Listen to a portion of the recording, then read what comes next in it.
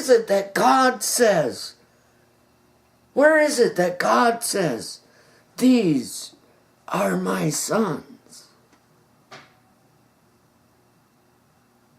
Right?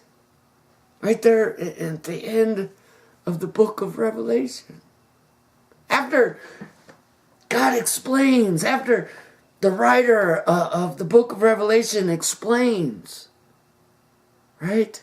By one man, all the world had been deceived through Adam, through the works of the flesh. All were deceived. All came under the death or the penalty of sin. Whether they sinned or not, whether they knew Adam or not, death came into this world. And those who live in sin are not of God, because in God there is no sin. Yet we all have sin. So there it is where it was said that you are not my people. Here I will say, you are my people. How much greater is the power of Jesus Christ if by one man all gained death? How much greater will all gain life?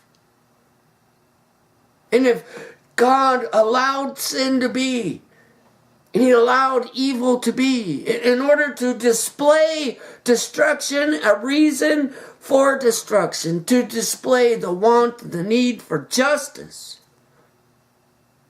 and then uses that to show his mercy to those who deserve punishment by not punishing them.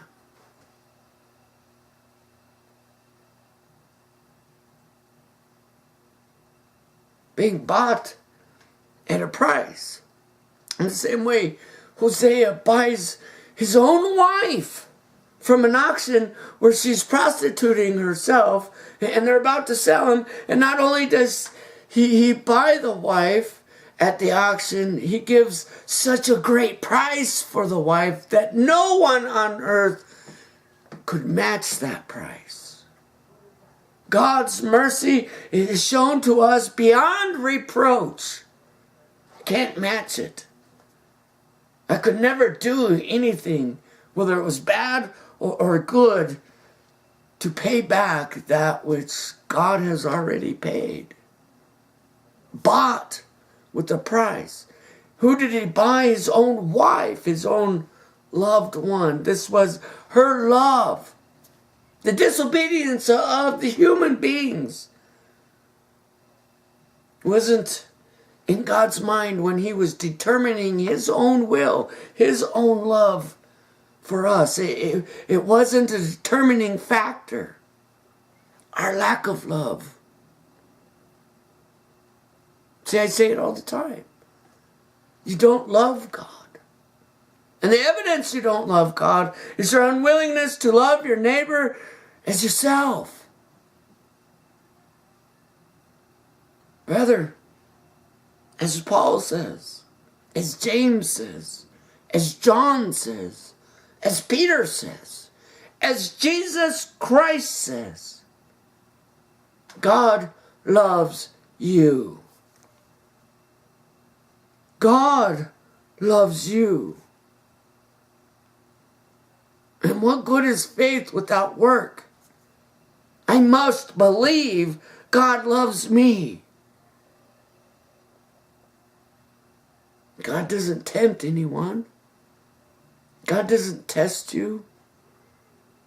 The world tempts you. The world tests you. The world wants to take away what you know to be true, that God who is rich in mercy, God who is rich in love and full of life has given us this life.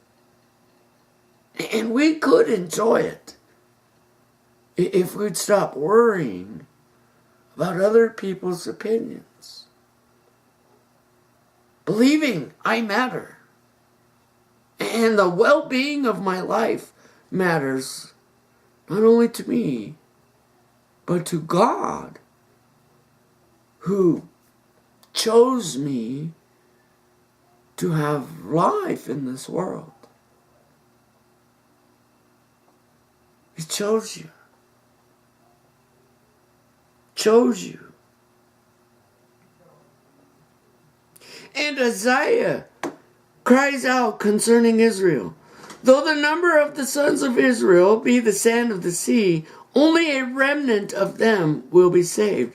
For the Lord will carry out his sentence upon the earth fully without delay. And as Isaiah predicted, if the Lord of hosts had not left us offspring, we would have become like Sodom and become like Gomorrah. What shall we say then? That the Gentiles did not pursue righteousness? What should we say then? That the Gentiles who did not pursue righteousness have not attained it? Is that a righteousness that is by faith? But Israel, who pursued the law that led to righteousness, did not succeed in reaching that law. Why? Because they did not pursue it by faith, but as if it were based on works. They have stumbled over the stumbling stone, as it is written, behold, I am laying in Zion a stone of stumbling and a rock of offense, and whoever believes in him will not be put to shame. Where's Zion? What is Zion? The city where David lives.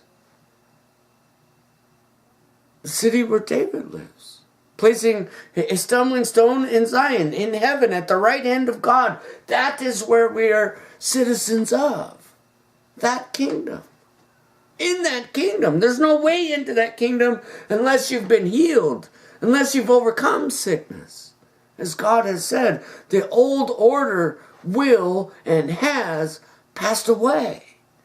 And a new order and a new will has been enforced. A new rule. Right? God doesn't seek worshipers. He seeks a son. He seeks a child. He seeks a friend. And like a good father does, he wants to lavish his friend, his son, his child with the goodness of all he has. Not because you deserved it. Rather because God desired it for you. Now, James says, and Paul says, be a doer of the word, not a hearer. Right? We need to be doers of the word, not hearers of the word. We did not receive a spirit of weakness and intimidation and slavery, but a spirit of empowerment, which seeks justice with righteousness on its mind. No longer taking advantage of our elderly, widows and orphans, the mentally ill, the sick. No longer capitalizing on their weaknesses, but rather justifying our love for God through our willingness to care about the well-being of all peoples. All peoples. Not because they deserved it, not because they worked hard for it, not because they were the world's greatest workers, but because they were made in the image of God.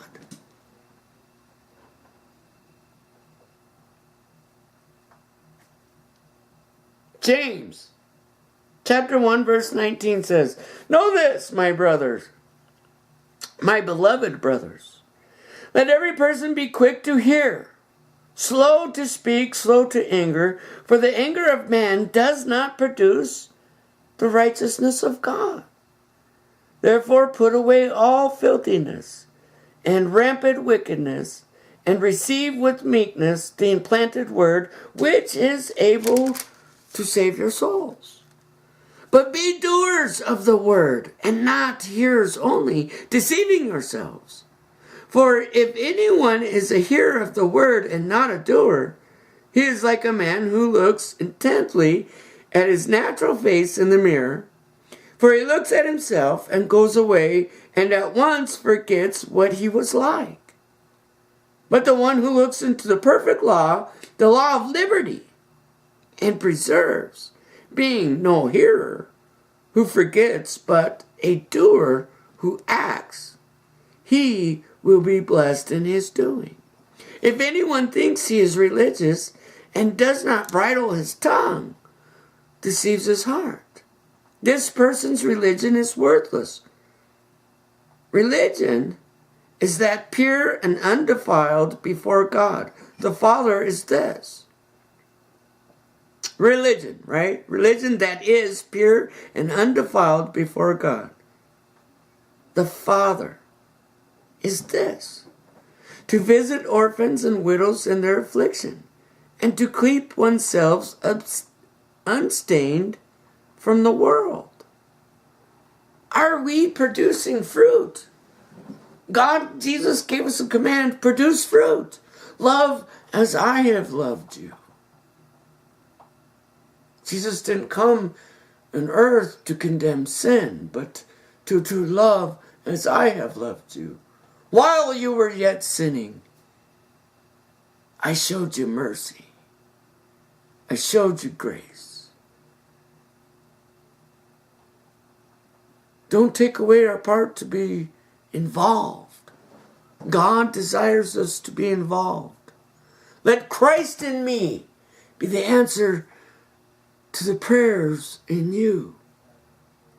Jesus says to his own students, to his own disciples, as there was a large crowd with him some distance from the town out in the countryside, and they had been there till late in the night, and all the day Jesus was healing their sick, all of them, casting out demons, healing people. There was a crowd of about 5,000 people. And Jesus' students come to him and say, Lord, send these people home. It's getting late. And they have been here all day without food. Send them away. Jesus says, I will not send them away. You feed them. Give them something to eat. You give them something to eat. His students said, Lord, it would take us, if each one of us, and there was 12 of them, worked for an entire year and we gathered all of our money together, we could only feed them a crumb, one morsel. Jesus says, what do you have? Let's not look at what we don't got. What do you have? What do you have in this world? What has God given you? 2 fish and 5 loaves. And Jesus gives thanks to God for what they had. And he breaks the loaves and gives it to the disciples, gives it to his students, and says, now feed them what you have. And the crowd of about 5,000 people were all fed until they were full, and after the party was done, there was 12 baskets left over of pieces of bread. He tells the parable of the good neighbor. A man asked him, how do I inherit eternal life? When you read the scriptures, how do you interpret it? When you read them, how do you interpret them? Love God with all your heart, mind, and soul, with all your being. And love your neighbor as yourself. Jesus answered him, you have answered correctly. Go do that, and you will live. Right. Go do that. Jesus leaves us with a command. And why would Jesus leave us with a command? Because faith without works is dead. And if we go through reading the entire letter of Romans from Paul, Paul's gonna to let you know faith without works is dead. And we're not talking about, I must do these works in order to gain faith, to gain salvation. No. The evidence of salvation alive in you is Christ in you. My willingness to help those who are in need. Even Jesus said, feed, help, and give to the thief as he has need. The thief, as he has need. When he steals your coat, give to him your shirt as well. Give to those who ask. Not because they're righteous, not because they're holy, but because it's the right thing to do. One day this is a fact of life, one day we're all going to rely on a stranger to walk us through not only our greatest sickness, but all the way through our death. A stranger, a doctor, a nurse, a hospice situation. We don't know who they are. A stranger is going to take care of us when we die, when we get sick. Be kind to strangers, because you never know if that stranger is going to meet you on your deathbed. Love God with all your heart, mind, and being. Why? Because he gave you this life without any expectations. Only for one desire, to show you his mercy, his love, and his generosity. That's it. Believe God. Believe God. See you next time.